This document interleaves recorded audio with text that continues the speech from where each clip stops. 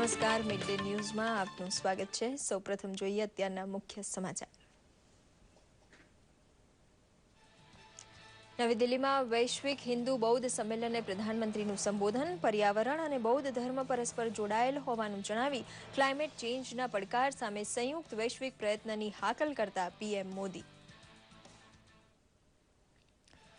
જમ્મુ કાશ્મીરના હંદવાડામાં આતંકવાદીઓ અને સુરક્ષા બળો વચ્ચે અથડામણમાં 4 આતંકવાદીઓ ઠાર, 1 જવાન શહીદ। રફિયાબાદ પછી 24 કલાકમાં આ બીજી અથડામણના પગલે સેના સતર્ક। મુખ્યમંત્રી આનંદીબેન પટેલ આજે મહેસાણા જિલ્લામાં બેચરાજીમાં સંખ્યાબંધ યાત્રી વિકાસ કાર્યોનું કરશે લોકાર્પણ।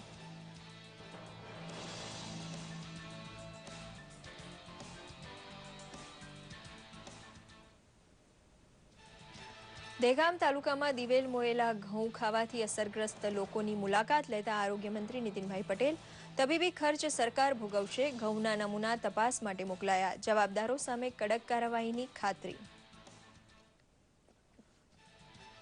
જૂનાગઢના શિવ મંદિરોમાં મિલ્ક બેંક ઊભી કરી એકત્રિત થતું દૂધ ગરીબ અને કુપોષિત બાળકો સુધી પહોંચાડવાનો અનોખો યજ્ઞ કરતા દિલીપભાઈ રાવલ। શ્રાવણમાં ભોળા શંભુને દૂધની આચમની આપી બાકીનું દૂધ માનવ સેવા માટે અર્પવાની અપીલને મળી રહ્યો છે બહોળો પ્રતિસાદ। સમાચાર વિગતવાર જોઈએ। વૈશ્વિક સંઘર્ષ અને પર્યાવરણ મુદ્દે દિલ્હીમાં યોજાયેલ વૈશ્વિક હિન્દુ બૌદ્ધ પહેલ અંગેના 2 દિવસના સંમેલનને સંબોધતા પ્રધાનમંત્રી નરેન્દ્ર મોદીએ જણાવ્યું હતું કે પર્યાવરણમાં થયેલ બદલાવ એ વૈશ્વિક ચિંતાનો પ્રશ્ન બની ગયો છે। પર્યાવરણના બદલાવ સામે વિશ્વએ સુપેરે સામૂહિક રીતે પ્રયાસ હાથ ધરવા પડશે।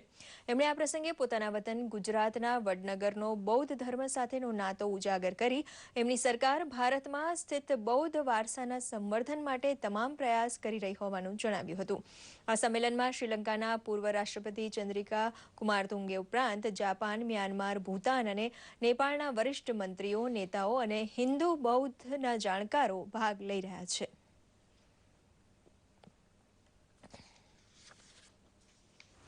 Climate change is a pressing global challenge. It calls for a collective human action and a comprehensive response. In India, faith and nature have had a deep link since ancient times. You are visiting a nation that is extremely proud of its Buddhist heritage. My hometown, Vadnagar in Gujarat, was one of the places visited by a Chinese traveler and chronicler Swen Zhang. The Sark region is home to the holy sites of Buddhism. My government is doing everything possible to give an impetus to the Buddhist heritage across India. Jammu કાશ્મીરના હંદવાડામાં સુરક્ષા દળોની આતંકવાદીઓ સાથે ગઈ રાતથી ચાલુ અથડામણ સમાપ્ત થઈ છે, જેમાં સુરક્ષા દળોએ 4 આતંકવાદીઓને ઠાર માર્યા છે, જ્યારે 1 જવાને શહીદી વહોરી છે। હંદવાડા પોલીસના વિશેષ ઓપરેશન ગ્રુપ, 6 રાષ્ટ્રીય રાઇફલ અને 9 અર્ધસૈનિક ટુકડીઓએ આ ઓપરેશન હાથ ધર્યું હતું। દરમિયાન પાકિસ્તાન તરફથી થઈ રહેલ સતત સંઘર્ષ વિરામ ઉલ્લંઘન વચ્ચે જમ્મુ કાશ્મીરમાં સેનાની આતંકવાદીઓ સાથેની અથડામણમાં વધારો જોવા મળી રહ્યો છે। ગઈકાલે બારામુલ્લા જિલ્લાના રફિયાબાદમાં સેના અને આતંકવાદીઓ વચ્ચે અથડામણ થઈ, જેમાં 1 આતંકવાદી માર્યો ગયો હતો તો 1 સુરક્ષા જવાન શહીદ થયો હતો। સંયુક્ત રાષ્ટ્રમાં પાકિસ્તાન દ્વારા જમ્મુ કાશ્મીરનો મુદ્દો ઉઠાવવા બદલ તેને કડક વિરોધ સાથે ફગાવી દેતા ભારતે જણાવ્યું છે કે પાકિસ્તાની પ્રતિનિધિની આ મુદ્દે ટીકા ટિપ્પણી સંપૂર્ણ રીતે અસંગત છે। લોકસભા અધ્યક્ષ સુમિત્રા મહાજને જણાવ્યું હતું કે પાકિસ્તાનને એ ખબર હોવી જોઈએ કે આ મંચ ઇન્ટર પાર્લામેન્ટરી યુનિયનનો છે, જ્યાં વર્ષ 2030ના વિકાસ એજન્ડા પર ચર્ચા કરવામાં આવી રહી છે। સંયુક્ત રાષ્ટ્રના અન્ય મંચ ઉપર કાશ્મીર મુદ્દો ઉઠાવતા પાકિસ્તાન નેશનલ એસેમ્બલીના કાર્યવાહક સ્પીકર મુર્તજા જાવેદ અબ્બાસીએ પોતાના ભાષણમાં જનમત સંગ્રહ કરાવવાનો મુદ્દો ઉઠાવ્યો હતો। સુમિત્રા મહાજને કહ્યું કે જમ્મુ કાશ્મીર ભારતનો આઝાદીના સમયથી જ અભિન્ન હિસ્સો છે અને રાજ્યમાં છેલ્લા ઘણા વર્ષોથી ચૂંટણી થાય છે। દહેગામ તાલુકાના ધારીસણા અને નાંદોલમાં 3 પરિવારના 16 સભ્યોને દિવેલ મોયેલા ઘઉં ખાધા બાદ લકવાની અસર થતા સરકાર હરકતમાં આવી છે. આરોગ્ય અને ફૂડ એન્ડ ડ્રગ્સ વિભાગની ટીમે તપાસ શરૂ કરી છે.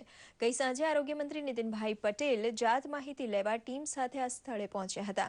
આરોગ્ય મંત્રીએ સ્થાનિક દુકાનમાંથી દિવેલના નમૂના લેવા તેમજ અસરગ્રસ્તોના ઘઉંના નમૂના લેવા અને વડોદરા ખાતેની લેબોરેટરીમાં તપાસ કરાવવા સ્થળ ઉપર જ સૂચના આપી હતી. અસરગ્રસ્તોને હાથ અને પગમાં લકવાની અસર થતા તેઓને લાંબા સમય સુધી ફિઝિયોથેરાપિસ્ટની સારવાર કરાવવી પડશે તેવો તબીબી અભિપ્રાય હોવાથી અસરગ્રસ્તોને રાજ્ય સરકાર સંપૂર્ણ મદદ કરશે તેમ આરોગ્ય મંત્રીએ જણાવ્યું હતું. આરોગ્યની ટીમ આવી, કાલે પણ આરોગ્યની ટીમ આવી હતી. પછી જે મીડિયાવાળા દોડતા થયા અને જે સહકાર આપ્યો એના લીધે આજે સહકાર મળી રહેશે. 15 दिन से पग दुखते हैं और हाथ में दुखता है. ये अब का कर कैसे गेहूँ खाए न तब से ऐसा हुआ. अभी ऐसा ने साजा कहीं 2 મહિનાથી આ તકલીફ છે. ચાલવામાં તકલીફ પડે છે. ચાલી શકાતું નથી, હાથમાં પેન પકડી શકાતું નથી. મસલ્સની અંદર તકલીફ થઈ, ચાલવામાં તકલીફ પડતી હતી. પંજા હલવાના બંધ થઈ ગયા હતા. ઘઉંના મોયેલા ઘઉં ખાવાથી હતા. પછી અમે રિપોર્ટ કરાયા પછી ખબર પડી કે ઘઉંની અંદર આ તકલીફ છે. અહીંયા નાગરિકોના આગેવાનોને પણ અમે કહ્યું છે કે આવું ક્યાંય પણ સેટ પણ ધ્યાન ઉપર આવે તો તમે જુઓ. અને અમારા બધા ફૂડ એન્ડ ડ્રગના અધિકારીઓને પણ કડક સૂચના આપી છે.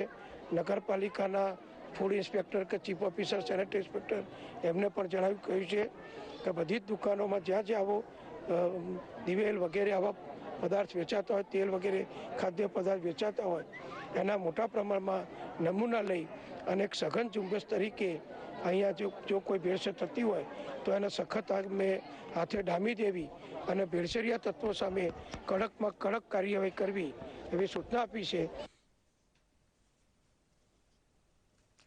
મહેસાણા જિલ્લાના બેચરાજીમાં મુખ્યમંત્રી આનંદીબેન પટેલ આજે વિવિધ વિકાસ કામોનું લોકાર્પણ કરવાના છે.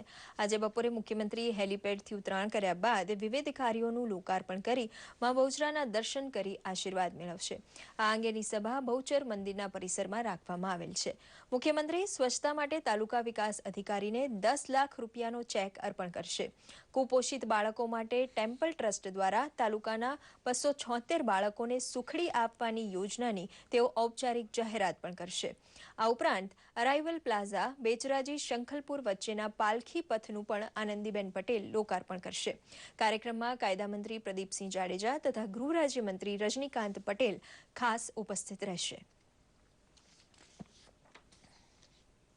શ્રાવણ માસમાં શિવજી ઉપર દુગ્ધાભિષેક કરી પુણ્ય કમાવાનો મોકો સૌ કોઈ મેળવે છે.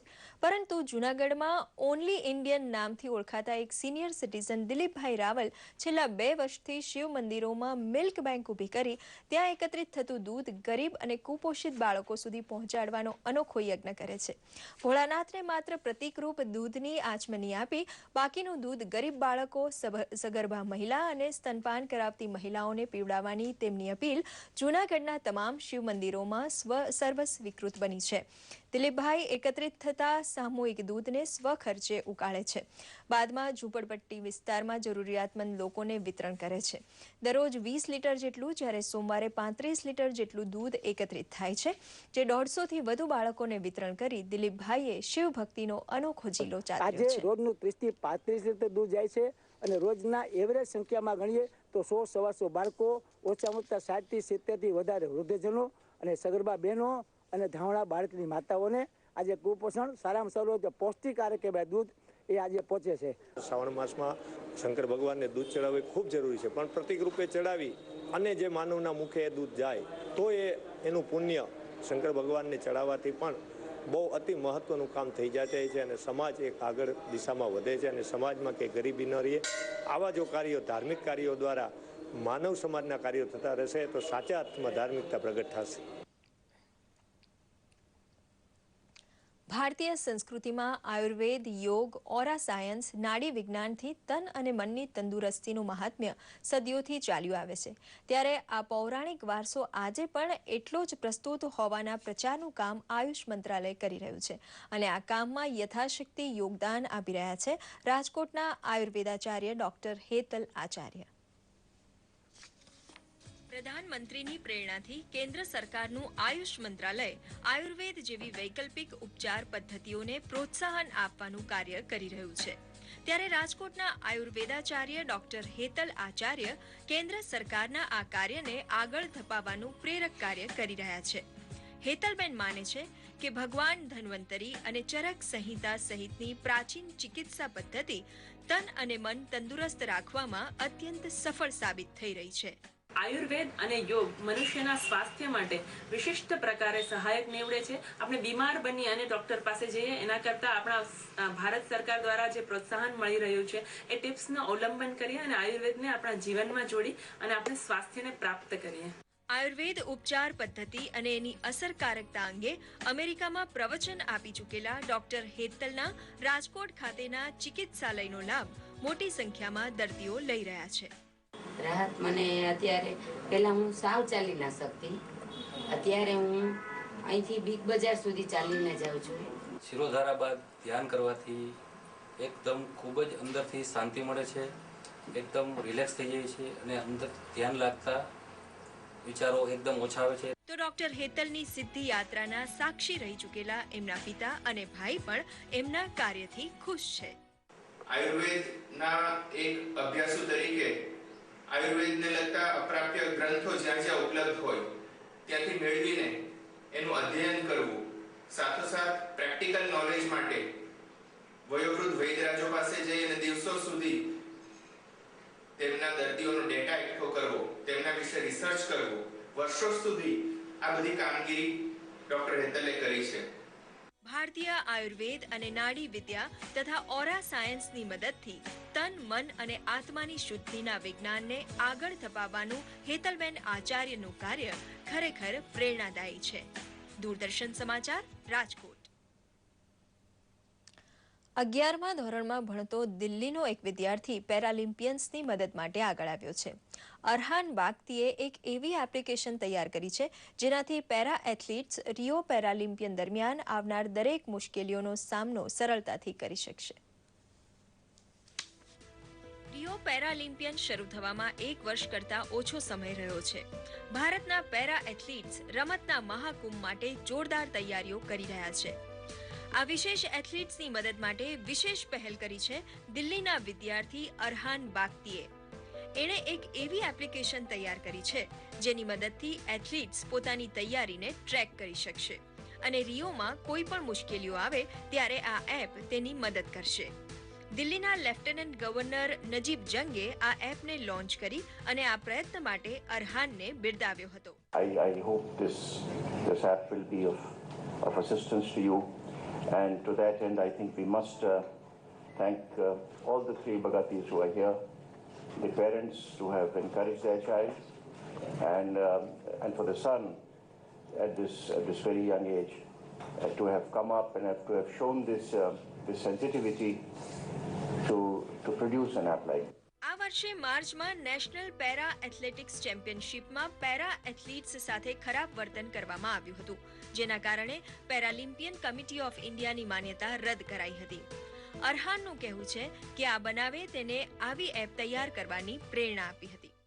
गाजियाबाद में जो प्रॉब्लम हुआ था, आप लोग जानते होंगे ना, तो उसमें आई थॉट कोऑर्डिनेशन का मेन प्रॉब्लम है. सब एक साथ है नहीं, सब हे वायर है. तो आई थॉट अगर मैंने बना दिया एक ऐप या एक चीज़ जिसमें सब एक साथ हो, सब एक जगह मिल सके, उसमें उन्हें आसानी होगी. तो उससे आइडिया आ गया कि सब एक साथ एक ऐप में रख सकते हैं एंड यूज़ कर लेंगे. પેરા એથ્લીટ્સને આશા છે કે આ એપ રિયો પેરાલિમ્પિયન દરમિયાન કામમાં આવશે. सबसे बड़ी बात है कि आज रियो का काउंटडाउन शुरू हो रहा है, तो एक एक्साइटमेंट है और आज ही के दिन ये लोग भी इसको लॉन्च कर रहे हैं, तो अच्छी शुरुआत है. पैरा स्पोर्ट्स को फ़ायदा होगा इससे डेफिनेटली. पिछली बार हम लंदन 2012 पैरालंपिक गेम्स में गए तो काफ़ी प्रॉब्लम्स आई हमारे को, तो इस बार लगता है कि पहले से ही तो 1 साल पहले से लगे हैं, ऐप लॉन्च हो रहा है, तो बहुत अच्छी बात है. वहाँ मेडिकल जो फैसिलिटीज है और वहाँ पे कोई बाहर जाना है, जहीं पे कोई भी मार्केट जाना, तो अच्छा है कि वो अपडेट लाइव अपडेट आता रहेगा.